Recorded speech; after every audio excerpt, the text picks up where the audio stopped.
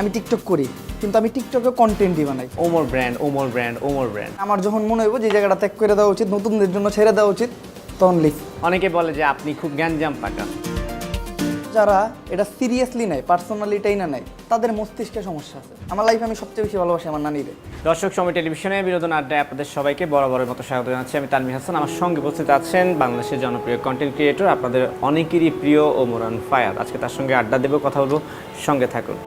Omar on fire, কি অবস্থা আপনার, কেমন আছেন? আসসালামু আলাইকুম। আলহামদুলিল্লাহ, আমি ভালো আছি। আপনি কেমন আছেন? আমিও রাখছি, ভালো আছি। আপনার নামটা হচ্ছে এমনিতে ওমর? আমার ফুল নাম হলো আল মারুফ হোসেন ওমর। আল মারুফ হোসেন ওমর আগে বলেছিলেন। হ্যাঁ। তো এই যে তানভীর হাসান, মারুফ হাসান, রাকিব হাসান, নামগুলোর মধ্যে কেমন জানি গ্যাঞ্জাম গ্যাঞ্জাম ভাব আছে কেন? এত ঝামেলার মানুষের ঝামেলার গন্ধ থাকবো না? মানে আপনি স্বীকার করে নিলেন যে আপনি একটু ঝামেলার আছেন। এখন ঝামেলা যার যার ভিতরে, এখন আমি আমারটা স্বীকার করতে পারবো না। আপনার কাছে যদি আমার ঝামেলা মনে হয় আমার, তাই আমি ঝামেলা।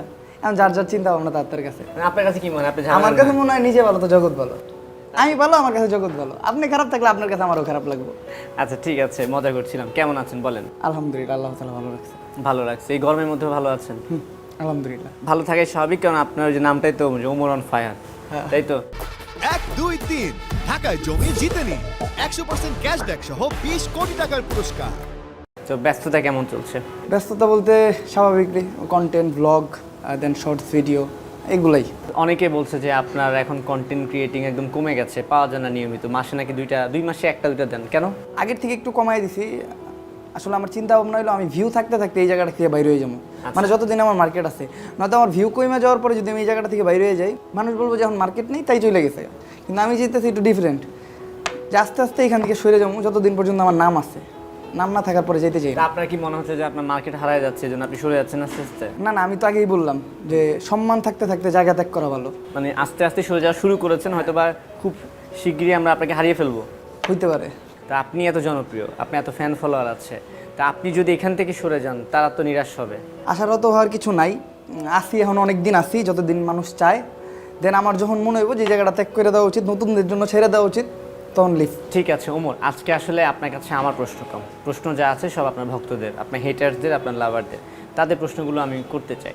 যেমন একজন প্রশ্ন করেছে যে মানে অনেকেই ফেসবুক, ইউটিউব বা ইনস্টাগ্রাম বা টিকটকে গিয়ে লেখে Omar brand, Omar brand, Omar brand. মানে এই ওমর ব্র্যান্ড কেন এবং কিভাবে আসলো? এই কমেন্ট ক্যান করে আমি জানি না। হ্যাঁ, মানে এই কমেন্টটা শুরু হয় আমার টিকটক আইডি ব্যান হয়ে যাওয়ার পর আবার ফিরে আসার সময় থেকে। এখন কিসের জন্য মানুষ ব্র্যান্ড ব্র্যান্ড এগুলা কয় আমি একদম জানি না। আর এগুলো আমি অতিরিক্ত দেখা আমি এমনি শয়তানি করে একটা কন্টেন্ট বানাই, বাট এটা শুধুমাত্র শয়তানি কইরা। তো তারপর থেকে এই ব্র্যান্ড কমেন্টটা আরও বাইরে যায়। আর আমার যতটুকু মনে হয় ওই যে লাইক খুব অল্প সময় আমার ভিডিওতে লাইক পড়ার কারণে বা অতিরিক্ত কমেন্ট হওয়ার কারণে, অতিরিক্ত তাড়াতাড়ি ফলোয়ার বাড়ার কারণে এটা মানুষ বলে, আমি জানি না। 1, 2, 3 ঢাকায় জমি জিতে নিন 100% ক্যাশব্যাক সহ 20 কোটি টাকার পুরস্কার। ওমর মানে ব্র্যান্ড। হ্যাঁ, এটা কয়ে ইউটিউব সাবস্ক্রাইবার কত? 2.7 মিলিয়ন মেবি। 2.7 মিলিয়ন। আর টিকটকে ফলোয়ার কতজন? 6.7। 6.7 মিলিয়ন, আমি জানি না এখন। দেখেন না আপনি, আমি এত নোটিস করি না। আমি টিকটকে ভিডিও আপলোড দেওয়ার পরে আর আমি টিকটকে ঢুকি না। প্রতিদিন কয়টা ভিডিও দেন? প্রতিদিন কয়টা আমি গুইনা দিই না। কোনো সময় একটা, কোনো দিন দুইটা, আবার কোনো দিন 2 দিন পর পর একটা দুইটা। আবার যখন প্রসঙ্গ আসে তখন মনে হয় বেড়ে যায় না প্রসঙ্গ? প্রসঙ্গ না, আমি কোথাও যদি ঘুরতে যাই তাইলে আমি মানে 5-6টা বা 10-12টা ভিডিও একসাথে বানাই, ওইটাই আমি অনেক দিন বয়ে ছাড়ি। এটা নিয়ে একটা ঝামেলাও আছে। যেমন আমি এক জায়গায় যখন যাই, টিকটকের প্রতি আমি এতটা সিরিয়াসনেস দেখাই না কখনো। তো আমি এক জায়গায় যখন যাই, এই পাঞ্জাবিটা পরে গেলাম, ওই জায়গায় আমি 10টা ভিডিও এই পাঞ্জাবিতেই বানাইলাম। তো ওই 10টা আমি মানে আগামী 5 দিন বা 7 দিন বা 10 দিন বলে ছাড়লাম। মানুষ ভাবে যে আমার পাঞ্জাবি একটা বা আমার জামা কাপড় একটা, কিন্তু আমি যে একদিন বানাই পুরো ওইটা দিয়ে মোটামুটি 10-15 দিন চালাই, এটা আর বুঝে না। আচ্ছা, এই যে আপনি তো কন্টেন্ট ক্রিয়েটর হিসেবে কাজ করছেন, টিকটকে বেশ ইনভলভ। তো আমার কাছে অনেকে বলে যে আপনাকে মানে অন্যান্য কন্টেন্ট ক্রিয়েটর তো প্রমোশন বিজনেস করে অ্যাভেলেবেল হিউজ পরিমাণে, আপনাকে সে ব্যবসায় দেখা যায় না, এবার খুঁজেও পায় না। মানে আপনি এই জায়গা থেকে দূরে কেন? আচ্ছা, আমি প্রমোশন করি না, এটার কয়েকটা রিজন আছে। তার ভিতরে একটা কারণ হলো আমি চাইতেছি আমার নিজের ব্র্যান্ডের প্রমোশন আমি করবো। লাইক আমার বিজনেস স্টার্ট করার ইচ্ছা।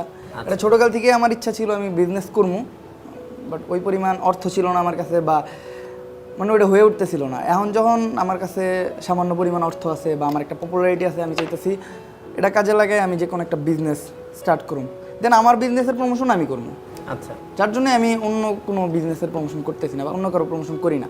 সেক্ষেত্রে কী ধরনের ব্যবসার প্রতি আগ্রহ আপনার? এখনও ঠিক করি নাই, মানে এইটা বুঝে উঠতে পারি না। এখনো ঠিক করে নেই যে কোন ব্যবসায় আসবেন। একজন প্রশ্ন করেছে, তার নামটা হচ্ছে শান্ত, সে বলেছে ওমরের ইনকাম কত। সেখানে আবার কিন্তু আমি দেখছি যে রাফিদ নামে একজন লিখেছে 4-5 লক্ষ টাকা আপনি নাকি মাসে মাসে ইনকাম করেন। আসলে কি এত ইনকাম হয়? 4-5 লাখ টাকা যদি ইনকাম হইতো আমি এই জায়গায় তাহলে একটা প্রাইভেট কার নিয়ে যেতাম। আমি একটা বাইক নিয়ে এসেছি, তাও এটা 1.5 বছর আগের কেনা। আর এখন ওই বাইক কেনার মতো আমার সামর্থ্য নাই, 1.5 বছর আগে ছিল। এখন ইনকামটা আমার অনেক কমে গেছে বলতে পারেন। ওই যে বললেন যে আমি কন্টেন্ট বানানো কমাই দিছি, এই জন্যই আমার ইনকাম কমে গেছে। কারণ আমি আস্তে আস্তে এখান থেকে সরে আসতেছি, বিজনেসে যাব বা কন্টেন্ট সামনে যদি বানাই, চিন্তা আছে আরও ডেভেলপ করে আরও ভালো ভিডিও বানাবো। ঠিক আছে, পরের প্রশ্নে যাচ্ছি। অনেকে বলে যে আপনি খুব গ্যাঞ্জাম পাকান, হ্যাঁ, মানে মানুষের সাথে ভেজাল করেন, ভেজালে উৎসাহ দেন।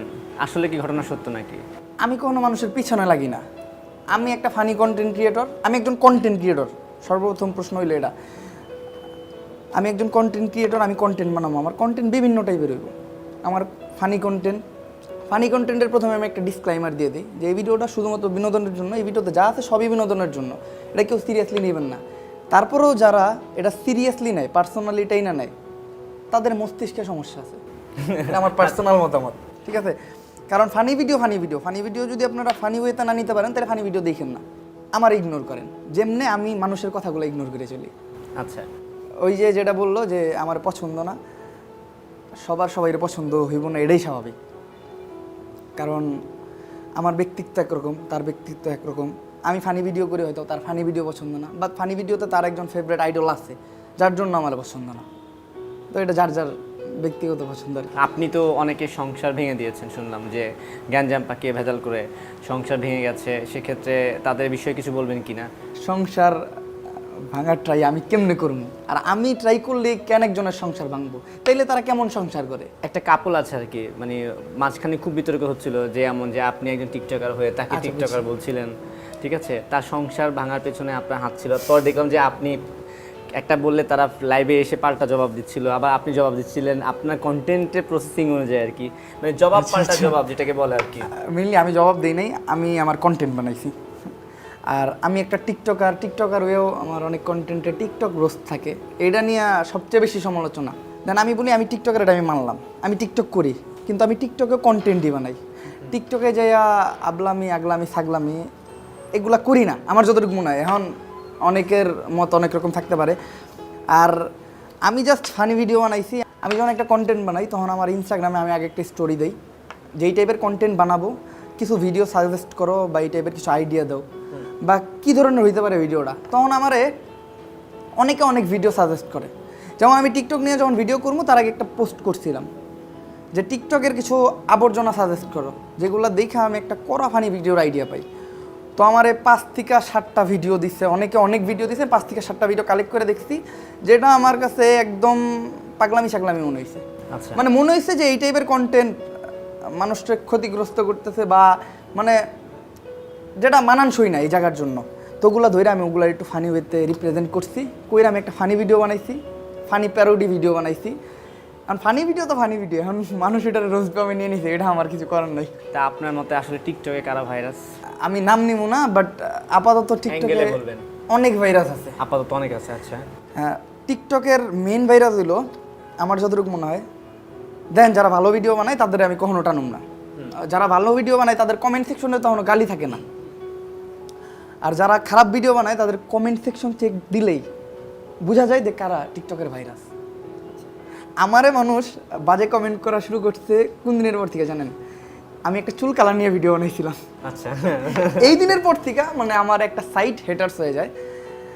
কারণ টিকটক যারা করে অনেক মানুষই চুল কালার করে ভিডিও বানায়। এখন আমার এই জিনিসটা পছন্দ না। আর শুধু আমার না, আমার মনে হয় আপনার ওই জিনিস পছন্দ হইব না। কারো বাবা মার চুল কালার পছন্দ হইতে পারে না। আবার এটা তো অনেকে অনেক কথা বলে যে অনেক মানুষ তো চুলে মেহেদি দিয়ে কালার করে। মেহেদি দিয়ে কালার করা আর চুল কালার করা এটা আকাশ পাতাল তফাৎ, এটা কখনো মিলে না। মেহেদি দিয়ে চুল কালার করেন, কালো চুলে মেহেদি দিয়ে চুল কালার করলে আমার মনে হয় না কখনো হলুদ রং হইব বা সবুজ রং হইব। কালো চুলে মেহেদি দিলে আরও কালো হইব, সাদা চুলে মেহেদি দিলে লাল হইব। তো এইটাই হলো মেন সমস্যা। মানে এই একটাই ভাইরাস আছে নাকি আরো আছে? না, এইটা নিয়ে এই সবচেয়ে বড় সমস্যা হইছে। আর দ্বিতীয়ত হইলো কাপল ব্লগ। আচ্ছা, কাপল ব্লগ আমি একটু কাপল ব্লগের ঊর্ধ্বে ছিলাম সবসময়। দেখেন যারা কাপলে ভালো ভিডিও বানায় তাদেরকে আমি কখনো ধরবো না। কাপল ব্লগে অনেকে ভালো ভিডিও করে, অনেকে আছে তাদেরকে আমি কখনো মানে খারাপ চোখে দেখি না, কিন্তু অনেকে আছে আইসা নিয়া অশ্লীলতা করতেছে, কথার ভিতরে এমন ইঙ্গিতে কথা কইতেছে মানে যেটা মানে আমারই শুনতে লজ্জা করতেছে। দেখেন ছেলে ছেলে একটা অ্যাডাল্ট কথা বলা এটা এক ধরনের জিনিস, একটা মেয়ের সামনে একটা অ্যাডাল্ট কথা বলা এটা মানে আরেকটা ব্যাপার, নিজেরই লজ্জা করে। যাই হোক, বিয়ে করবেন কবে বলেন? আপনার মানে ভক্ত জানতে চাচ্ছে। উপরওয়ালার ইচ্ছা আর কি, আমি আগের বারও যেটা বলছি এবারও সেম। মানে ইচ্ছা এখনো হয়নি, আপনি এখনো বিয়ে করতে পারেননি, তাই তো? আপনার গাড়ি নিয়ে নাকি সমস্যা হচ্ছে, গাড়ি বিক্রি করে দিবেন নাকি? গাড়ি বিক্রি করার কথা চিন্তা করছিলাম, বাট এখন আর করতেছি না। ও আচ্ছা, আবার যদি চিন্তা ভাবনা আসে তখন মানে গাড়িটা থাকবে। তাহলে যিনি কমেন্ট করছিল চিন্তায় ছিল, তার দুশ্চিন্তা কমে গেল। বাড়িঘর কবে করবেন এই প্রশ্নও আসছে। বাড়িঘর ইনশাল্লাহ খুব তাড়াতাড়ি করব। আমার ড্রিম আমার আম্মুরে আমার বানানো বাড়িতে রাখবো। আমার ছোটোকাল থেকে স্বপ্ন ছিল, আমি আমার নানুরে সবসময় বলতাম যে নানি আমার একটা 5 তলা বাড়ি থাকবো, 5 তলায় আমি তুমি থাকবো। আমার লাইফে আমি সবচেয়ে বেশি ভালোবাসি আমার নানিরে। অনেকের অনেক কথা থাকে, কেউ তার বাবারে সবচেয়ে বেশি ভালোবাসে, কেউ মারে। আমার লাইফে আমি সবচেয়ে বেশি ভালোবাসি আমার নানিরে। আমার নানু আমারে ছোটোকাল থেকে অনেক আদর যত্নে মানুষ করছে। আমার নানিও আমার প্রচুর ভালোবাসে। তো আমার নানি আমি ছোটোকাল থেকে বলতাম যে আমরা একটা 5 তলা বাড়িতে থাকবো, তুমি আর আমি সবার উপরের একটা ফ্লোরে একটা রুমে থাকবো। তো আমার নানু এটা শুনে খুব খুশি। তো বাট এট দ্য টাইম আমার মনে আছে আমার স্বপ্নটা আমি সফল করতে পারবো কোনো একদিন। আর আমি সবার কাছে দোয়া চাই, আর আল্লাহ তাআলা আমার এই সামর্থ্য দিক।